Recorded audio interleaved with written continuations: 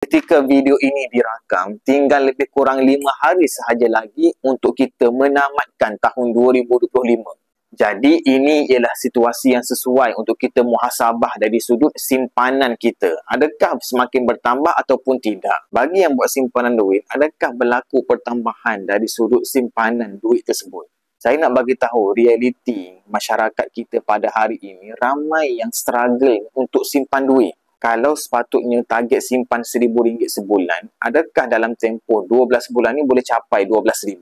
Tetapi berbeza saya melihat orang yang simpan emas. Mereka yang simpan 1 gram emas pada bulan 1 2025, hari ini ada yang dah capai lebih daripada 12 gram. Inilah tuan-puan kelebihan simpanan emas berbanding simpan duit. Emas ini akan membuatkan kita teruja untuk menambahnya. Tetapi duit tuan-puan, dalam banyak keadaan, kita sukar untuk kawal diri dengan emosi untuk berbelanja ni. Jadi bagi tuan-puan yang dah kerja bertahun-tahun tapi simpanan kecemasan RM1,000 pun tak ada, jom saya guide tuan-puan untuk kita mulakan tahun baru 2026 dengan simpanan emas. Boleh tekan sign up ataupun terus hubungi saya. Nanti saya bimbing sebaiknya.